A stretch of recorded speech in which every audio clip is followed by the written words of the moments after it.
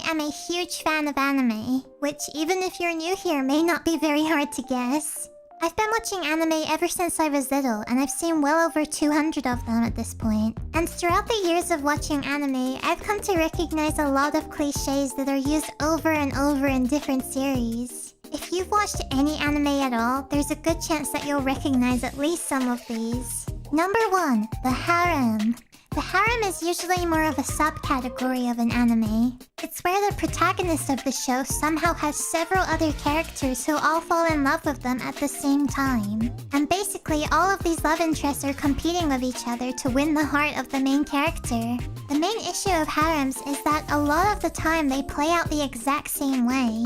The main character, a lot of times a guy that looks something like this. Yeah, they tend to not get super creative with the main guy's designs in these type of anime. They put all of the creativity into the girls instead. It's like the opposite of the stereotypical spot the main character of the anime meme. These guys don't typically do that much to deserve the attention from all these girls besides be nice to them. In other words, they have manners. And I do get it, they're made to be like blank slates so that the person watching it can find it easier to place themselves in their shoes. But it's just being done to death at this point. The main character will either not realize that most of the girls like him, or he'll be attracted to all of them but not know which one he actually wants to be with. So essentially he drags his feet and doesn't pick a girl until the very end of the series. Usually it's obvious right from the first episode which girl he's gonna choose though. And in that group of girls, you might find... Number 2, the childhood best friend. The long-term friend who is sweet and caring and has loved the main character for their whole life. And yet somehow, the main character is completely oblivious to this. In a harem, I've actually never seen the childhood friend be chosen, so maybe the name of this cliche should actually be the rejected childhood best friend. They're usually my favorite out of the love interest characters as well. A lot of times, the one who you do see win in a harem is... Number 3, the tsundere. The basic explanation of a tsundere is a character who is cold towards their love interest but also has a soft and loving side. Even if you haven't heard the name tsundere, you've probably heard someone say, "It's not like I like you! Baka!" Tsunderes have definitely built up a bit of a bad reputation from animes that portray them not as just cold, but full-on violent. If one of these extreme tsunderes likes someone, you'll often see them smack and kick their crush around. Some examples of tsundere characters who don't do that and people tend to love would be Kurisu from Steins Gate and Kiyosama from Fruits Basket. Number 4, the obligatory beach or hot springs episode. 9 out of 10 animes you watch will have at least one filler episode, and a very common thing that they choose to do in these filler episodes is to go to the beach or to some hot springs. It's definitely a meme at this point.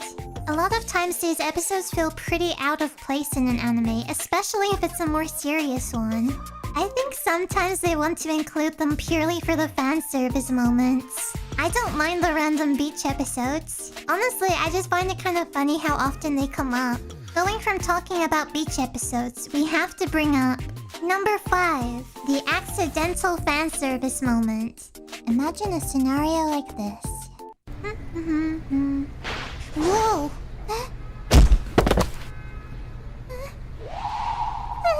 Baka! Or maybe... Hey Tanaka, can I ask you... Hey, what are you doing? You baka! Yeah, I've seen moments like those happen a lot, and it's always the guy that gets the blame. Number 6, the love triangle. A classic. The love triangle is where the main protagonist is torn between 2 different love interests.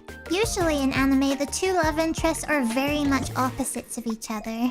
Typically, we'll have the charming and caring one who might get compared to a prince. And they seem like they would be such a loving partner for the protagonist.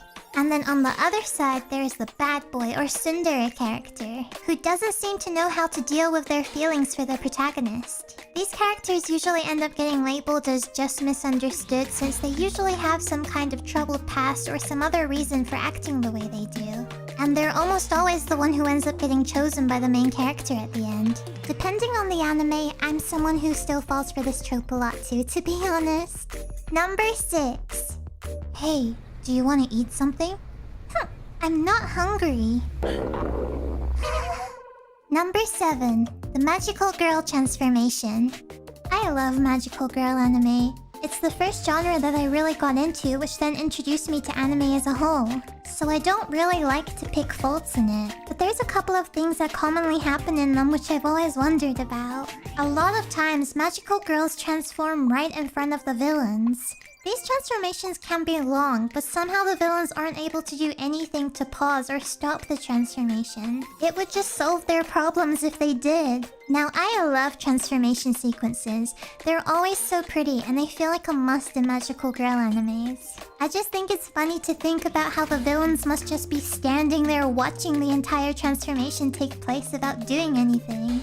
And how is it that even when a character barely changes appearance-wise when they transform, they're still unrecognizable to the people who know them? A lot of times it's literally just the outfit that changes. Although this trope isn't just exclusive to magical girl anime. I remember seeing moments like this in Pokemon as well.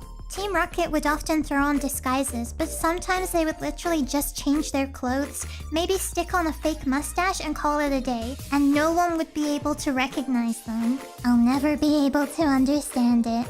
But throughout all of these cliches and cheesy moments, I still love anime. If any of these cliches are themes that you absolutely love, I'm not saying that there's anything wrong with that at all. I love them too. I'm just poking fun a little bit at some of the reoccurring themes. Please be sure to subscribe to my channel for more animated videos. I hope that you enjoyed this one as much as I enjoyed making it. And click right here on the video to see my latest storytime video about my paranormal experiences. I'll see you over there. Thanks for watching. Bye!